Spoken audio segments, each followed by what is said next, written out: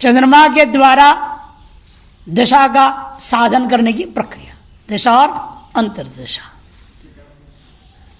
तो एक नक्षत्र में माने एक राशि में एक नक्षत्र होता है कितने? 13·20 कला। अतएव जैसे मेष राशि ले रहा हूं दृष्टांत के लिए, तो 13·20 किसका हो जाएगा? अश्विनी, भरणी, और ये हो जाएगा तीसरा नक्षत्र कृत्तिका। वैसे 13·20 कला पूरा का पूरा अश्विनी नक्षत्र रहेगा, फिर 13·20 कला भरणी नक्षत्र रहेगा, और एक कुल 30 अंश पूरा होने के लिए 3·20 कला कृत्तिका नक्षत्र की जाएगी।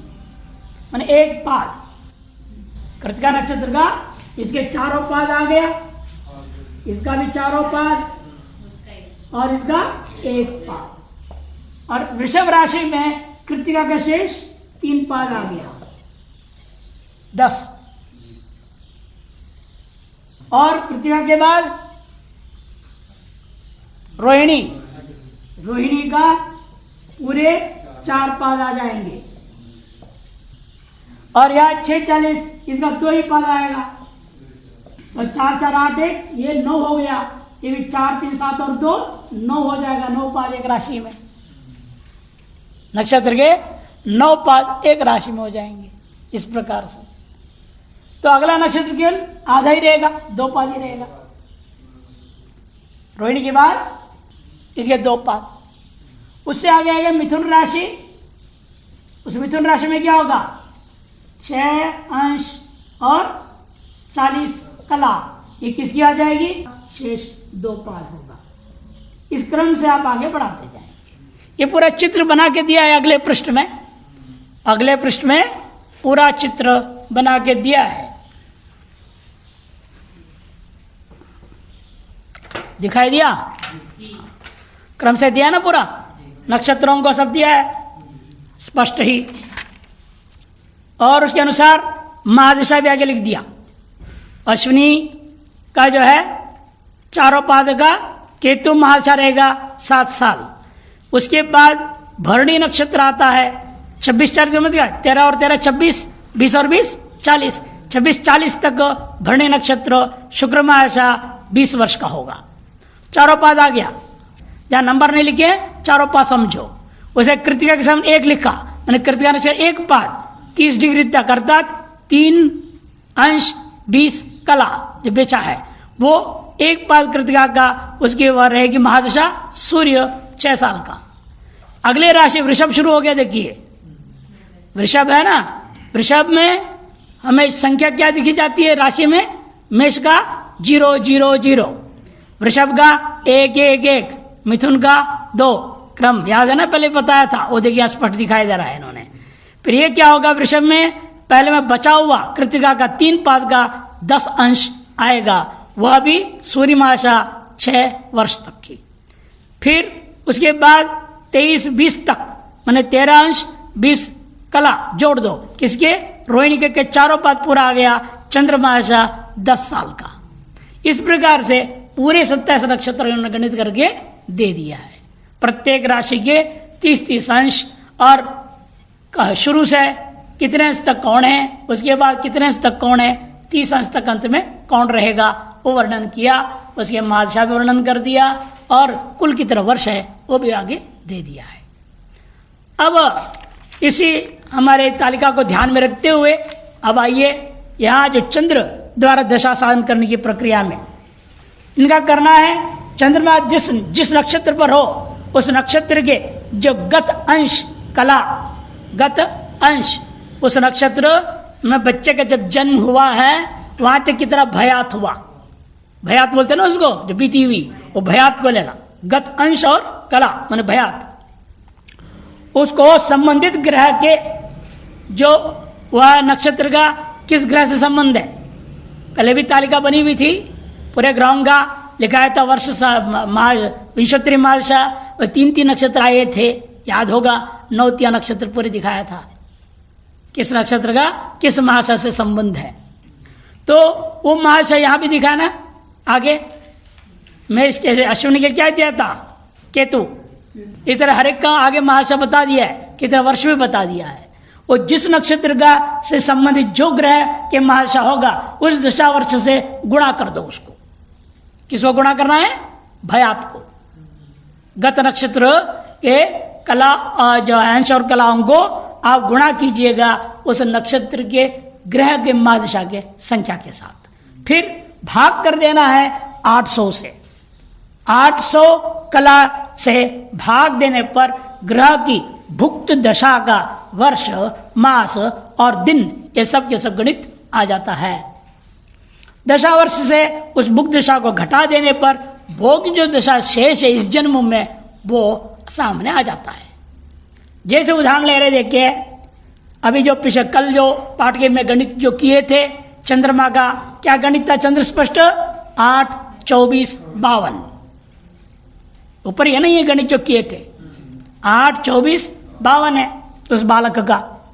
तो चंद्रमा की राशि अंशों से ज्ञात होता है कि धनुर राशि में ये गया है 24, 52। धनुर राशि में 24, 52 है। 8 का मतलब क्या होता है? धनुर राशि ना। अगले पृष्ठ में आप तालिकाओं में देख लो, 8 नंबर कहाँ है? धनु के सामने में।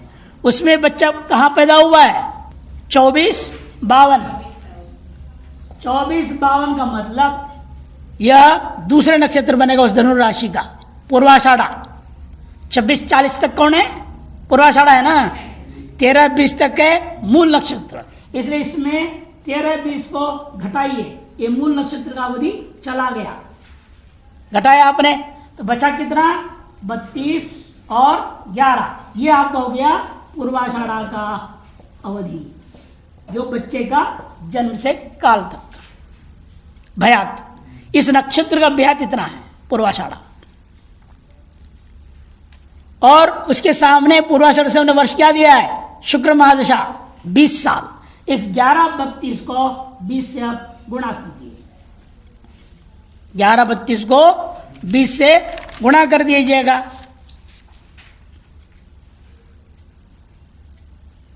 तो क्या होगा? पहले उसको या तो पूरे कलाओं में बना दो, कलाओं में बना करके 20 से गुणा कर दो, झंझट कम होगा। जैसे कलाओं में कैसे करना? इस 11 जो अंश है 32 कला है, इसको कला में करनी है, 60 में गुणा कर दो तो 660 और 32 जोड़ दो, कुल बनेगा 692 कलाएं। अब इसको क्या करना है? 20 से गुणा कर दो, सीधा हो गया। कलाओं को कर दिया। नहीं तो इसको हम करते 11 को 20 से कर भी सकते हैं, कलाएं बनेगी। अंशों को ले जाना है कला में अपने, यही आएगा देखना। जैसे उस तरह से करूं 11 × 20 और 32 × 20 कितना हो जाएगा? ये 220। ये कितना होगा? 640। अब इसको इसके साथ जोड़ना है। 640 कैसे जोड़ूंगा? ये तो आपके अंशों में, ये कलाएं, इसको 60 में गुणा करनी पड़ेगी। कितना बनेगा? 0, 6 2 12, 2, 1, 13, 20। 13, 20 को इसमें जोड़िएगा, कितना हो गया? 60 से गुणा कर रहा हूं, दोनों शून्य पहले लिख लो। 6 2 12, 2, 1, 2, 13, 13,200। 13,200 के साथ जोड़िए, 13,200 कितना बनेगा? 13,840। यहां आया? दोनों बराबर होगा कि नहीं? आप किसी भी प्रकार से गणित से जाइए, सीधे इसको 11, 20 को 11, 32 को सीधे 20 से गुणा कर दो, यानी उन अंशों को कला में परिणत करके जोड़ोगे उतनी ही आएगा। या पहले पूरे कला में बना दो, 11 को 60 में गुणा कर दिया और उसको 32 से जोड़ दी, 692 कलाएं हो गई, उसको 20 साल से गुणा कर दीजिएगा, 13,840 बराबर आ जाता है। इसके बाद क्या बोला था उन्होंने? 13,840 को 800 से भाग करना। 800 कलाएं, 800 कला से भाग करना है, तब वर्ष, भुक्त वर्ष, मास और आपके दिन आ जाएंगे। शुक्र के अंदर कितना भोग चुका है गर्भस्थ। देखिए 13,840 को 800 से भाग कर रही है। कितने में जाएगा? 1 से पहले निकालो 800, 5840, 7 से निकालो, 7 से निकालेंगे तो 56, 5600 बनेगा 240। ये हो गया 17 वर्ष हो गया। महीने कैसे निकालेंगे? इस 240 को आप गुणा करेंगे 12। एक साल में कितने महीने होता है? 12। 12 शून्य 12, 12 चौका 48, 8 4, 12 2 24 और 4 28, 2880। उसको फिर आप 800 से भाग कीजिएगा तो कितने में जाएगा? 3, 8 या 24, 2400 बचेगा 480। ये मास आया ना, ये जो वर्ष के बाद मास आया, 3 मास। 3 मास एक महीने में कितने दिन बीता है, दिन निकालना है, इसे 30 से गुणा करेंगे, 30 से गुणा करेंगे तब आएगा आपका दिन आएगा, कितना दिन हुआ। तो 2 0, 3 8 24 4, 2 3 चौका 12 2 14, 14,400। उसको अब 800 से भाग कर दीजिए, फिर 800 से भाग करो, कितना आएगा? 18। मैंने 18 दिन हो गया। 18 कैसे? पहले 800 निकालो तो बचेगा 6400। हुआ 8 में 8 8 64, 0 0 आ गया, खत्म। तो 17 वर्ष 3 महीना 18 दिन बीत चुका है बच्चे का। पूर्व जन्म और इस जन्म का बीच काल में शुक्र माह से इतना वो भोग चुका है। अब इस जन्म में भोगने का बाकी कितना बचेगा? अब उसके लिए क्या करना है? 20 साल में निकालो। 20 साल माने 19 वर्ष 11 महीना और 30 दिन। उसको घटाइए, 17 3 कितना आया था? 18। ये हो गया भुक्त महादशा। और अब भोग की जो शेष वो आएगा। एक कुल महादशा है 20 साल का। शुक्र महादशा 20 साल निकाले, कितना बचेगा? 2 8 12, 2 साल 8 महीने 12 दिन इस जन्म में भोगना, शुक्र महादशा भोगना बाकी है। शुक्र भोगेगा, उसके बाद 6 साल सूर्य चलेगा, फिर 10 साल जोड़िए चंद्रमा, फिर 7 साल जोड़िए मंगल, ऐसे जोड़ते जाइए। उसके जीवन में कब क्या है महादशा तय हो जाएगा। नक्षत्रों से के प्रारंभिक के अंतिम अंशों का ज्ञान निम्नलिखित तालिका से सरलता पूर्वक किया जा सकता है। वो तालिका बना दिया उन्होंने, इससे आपका स्पष्ट हो जाएगा कौन सा नक्षत्र है और तो उससे कौन सी महादशा है, तो उस अनुसार कितने वर्षों से आपने गुणा करना है, भाग करना है, सब तय हो जाता है। ये चंद्र के आधार पर आपने ग्रह स्पष्ट जो निकाला, आपने चंद्र ग्रह स्पष्ट उसके आधार पर आपने महादशा अंतरदशाओं की गणना करना देखा है। अब महादशा गणती आ गई, फिर अंतरदशा अपने आप जुड़ते जाएगा। ग्रह स्पष्टीकरण, यहां कुछ बातें पूरा हिंदी पढ़ लेते हैं इसका। आजकल प्राय सभी पंचांगों में दैनिक सूर्योदय कालिक या प्रातः 5:30 बजे अथवा मिश्रमान कालिक ग्रह दिए रहते हैं। आपने जो पंचांगों में ग्रह स्पष्ट देखते हो दिया हुआ है, और नीचे उसे गति भी दिया जाता है कलाओं का, देखा है ना अपने पंचांग में कहाँ होता है। जैसे आप यहां देखेंगे, ये जो दिया रहता है कुंडली, ये है सूर्योदय कालीन, वहां ऊपर तिथि दिया है, अष्टमी का अधिकतर देते हैं। अष्टमी और पूर्णिमा, अष्टमी और अमावस्या करके 7-7 दिन के हिसाब से दे देते हैं। ये जो दिया है, ये बोल रहे हैं, ये जो गणित दिया है उसके गति का, उसी गति का जो गणित है वो जो दिया हुआ होता है, वो कितना अंश है, कितनी कला है, कितने प्रतिकला से गति स्पीड, उस ग्रह कितने गति से चल रहा है, वो गति दिया जाता है। वो जो गति दिया जा रहा है वो या तो कहते हैं कई लोग सूर्य के हिसाब से दे रहे हैं, अथवा प्रातःकाल 5:30 बजे फिक्स कर लिया उसके अनुसार कर रहे हैं, अथवा तीसरा है मिश्रमान निकाल करके उसके अनुसार करते हैं। 3 तरीके से कर रहे हैं पंचांग वाले लोग। और आपके लिए झंझट नहीं है, ये जो पंचांग वर्तमान काल आप देखोगे इसमें ये देंगे ही नहीं, ग्रहों का न गति न प्रातःकालीन स्पष्ट देते ही नहीं।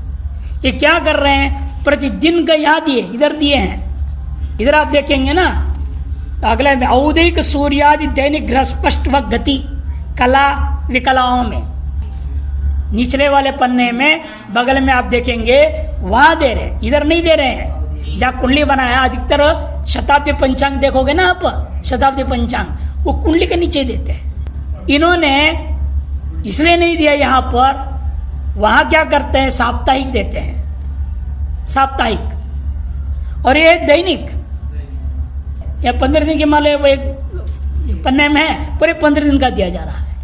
एक देखो 1 2 3 4 लेकर तिथि पूरे 15 तिथि तक ऊपर दिया हो रहता है।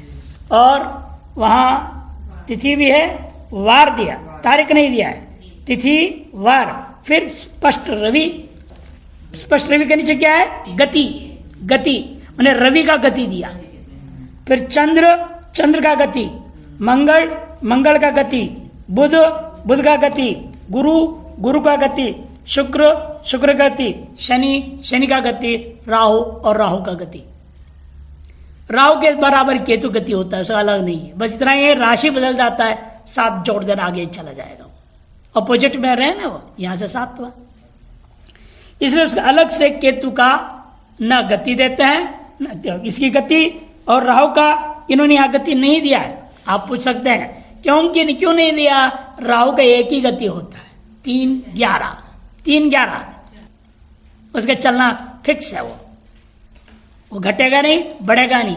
बाकियों का गति में फर्क होता है, कभी स्पीड बढ़ा देते हैं, उसको तो शीघ्र गति हो गया, कभी माँ लिखा रहेगा, माँ मने मंद गति है, शी मने शीघ्र गति है, सामान्य गति है, और वक्री गति, हाँ 3-11। इसलिए उसके नीचे एक गति नहीं दे रहे, बाकी सबका गति दिया हुआ है। लेकिन यहां जो गति दे रहे हैं ये साप्ताहिक गति नहीं है, प्रतिदिन का गति दे रहे हैं, प्रतिदिन की गति हर ग्रह का, उस दिन कितने स्पीड में जा रहा है, बढ़ रहा है घट रहा है, वक्री होगा तो फर्क होगा, जो भी हो वो दिया जाता है। इनका कहना है, आप इन्होंने यह स्पष्ट लिख दिया ना ऊपर में, क्या लिखा, औदयिक सूर्य माने सूर्योदय कालीन दैनिक ग्रह स्थिति और उसकी गति। हमें मालूम हो गया सूर्योदय में ये था ग्रह स्पष्ट उसका। अब बच्चे का जन्म दोपहर में हुई है, ये जो गति क्या है दिया जा रहा है प्रति 60 घड़ी का, आपको गणित करना पड़ता है। 60 घड़ी में सूर्य यदि इतना जा रहा है, कितना जा रहा है, एक दिन का ले लो, पहले हम ले रहे पृष्ठ संख्या 53 में, पृष्ठ संख्या मेरा 53 खुला हुआ है, उसके अनुसार देखेंगे सूर्य का नीचे गति दिया है 57-18, मैंने 60 घड़ी में एक दिन में 57 घड़ी 18 पल कलाएं जो है सूर्य चलेगा। अब मान लो बच्चे का जन्म 30 घड़ी पे हुई है तो क्या माना जाएगा, इसके आधा लेना पड़ेगा। जो ग्रह स्पष्ट है छपी हुई उसमें आधा जोड़ दो, इसके आधा, मैंने सरलता के लिए बोल रहा हूं, नहीं तो पूरी गणित करनी पड़ेगी। मानो 18 घड़ी 20 पल पर हुआ है बच्चा, तो 60 घड़ी का इतना हुआ 59 जो भी दिया, और 18 घड़ी 12 पल की कितना हुआ, गुणा करो और 60 से भाग करो।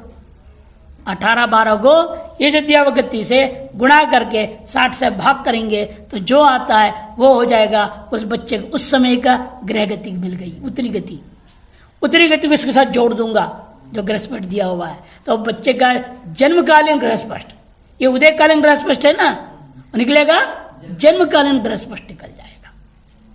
ये गणित करने की एक तरीका है। अथवा कहीं पर बोल दिया इन्होंने, ये मान लिया फिक्स कर दिया 5:30 बजे का देंगे। कई पंचांग वाले क्या करते हैं, इन्होंने तो वाणी भूषण वाले ने सूर्यकालीन दे दिया है, और कोई क्या करता है पंचांग वाला 5:30 बजे को फिक्स करके दे देता है, पक्का कर दिया उसने। उसी हिसाब से ग्रह स्पष्ट और ग्रह गति नीचे दी जाएगी। मैंने आज के 5:30 बजे से अगले के 5:30 बजे तक सूर्य कितने गति में वहां तक पहुंचेगा वो गति दे दिया और स्पष्ट दे दिया है। अतः तीसरी प्रक्रिया कुछ पंचांगों में है, मिश्रमान को लेकर के उसके आधार पर करते हैं। दिनमान, रात्रिमान और मिश्रमान, 3 मान गणित किए हैं पहले आप या महासागरी में, उस मिश्रमान के आधार पर वो छापते हैं। यदि उदयकालिक ग्रह हो तो तरीका क्या है, अलग अलग तरीका ना 3 होंगे। से उदयकालिक यदि ग्रह हो तो इष्टकाल और ग्रह की गति का परस्पर गुणा कर दो, बता देना, इष्टकाल और गति का गुणा कर दो और 60 से भाग देकर पंचांगस्थ जो ग्रह की कला विकला में जोड़ने से इष्टकालिक ग्रह आ जाता है। माने जन्मकालिक जो इष्टकालिक जो ग्रह है उसके ग्रह स्पष्ट आ जाएगा। यदि मिश्रमान कालिक या प्रातः 5:30 वाला जो स्थाई वाला जो गणित है उसके अनुसार कर रहे हो तो जन्म समय और मिश्रमान का या प्रातः 5:30 बजे का अंतर्गण कर लो पहले, माने घटाओ और बढ़ाओ जैसा भी होता है उसको अंतर कर शेष जो घट आदि मान को ग्रह गति से गुणा करना। घटाओ पहले जो भी मिश्रमान है, जो भी आपका 5:30 बजे समय है उससे अंतर कितना है बच्चे के जन्म के काल का। मान लो 5:30 बजे ने कह दिया प्रातः का दे दिया है और बच्चे के जन्म 8:30, फर्क कितना हो गया, 3 घंटा। और 3 घंटे को क्या करना, पहले घटीफल में कर दो और उसको गुणा कर दो गति से, भाग कर दो 60 से। जो कला और विकला आते हैं उसको जो ग्रह पर छपी है उसके साथ जोड़ देना, तो बच्चे का जन्मकालीन इष्ट जो तदग्रह का स्पष्ट आ जाता है। भाग देकर लब्ध फल को ग्रह से पूर्व जन्म समय होने पर घटाएं और पश्चात होने पर जोड़ने से। आगे ना, यदि ग्रह जो कैसा है जन्म समय से पूर्व में है, लब्ध फल ग्रह से पूर्व जन्म समय होने पर घटाने पड़ेंगे, ये जन्म के समय पश्चात यदि होने पर तो जोड़ने पड़ेंगे। ये जो है दोनों के लिए एक प्रक्रिया, चाहे मिश्रमान हो चाहे 5:30 बजे के अनुसार हो। जैसे अब दृष्टांत दे रहा है, आपके अनुकूल दृष्टांत है, औदयिक सूर्य का दे रहा है, उदयकालीन सूर्य को लेकर दृष्टांत दे रहा है। किसी बच्चे का है उदयकालीन सूर्य कितना है 11, 21, 2, 30। 11 माने मीन राशि, मीन राशि में 21 अंश 2 घड़ी और 30 पल, अतः 2 कला और 30 विकला। गति वहां पर दिया है 59:4, जैसे अभी आपने देखा था 59 कितना था अभी वाला, 59:18 था। अब ये जो उस साल का ले रहे हैं, जिस साल में उस दिन का सूर्य गति कितना था 59:4 था। और इष्टकाल बच्चे का कितना आपने गणित किया अभी पूर्व में, इष्टकाल है 33, 37। ये गणित को आपके पूर्व कृत के आधार पर, पंचांग के आधार पर जो सामने आंकड़े हैं वो लिख दिए गए। और अब कहा था आपको जो गति है उसे क्या करना, सूर्योदयकालीन जो आपकी कला और विकला है उनके साथ गुणा कर दो। इष्टकाल के साथ गुणा करने बोला था ना, इष्टकाल और गति को गुणा करो और 60 से भाग करो।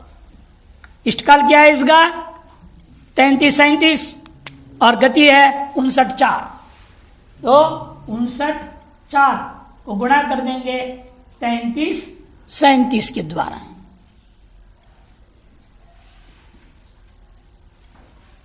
अब उसकी क्या आता है गणित, लिखा है इन्होंने 1985 कुल मिला करके अलग अलग करना पड़ेगा ना। पहले 37 इन दोनों को गुणा करो, फिर 33 इन दोनों को गुणा करो तो आएगा। पहले 37 से गुणा किया तो कितना आया है 1947 और 2183। तो इस पर विचार करूंगा, टाइम भी हो गया।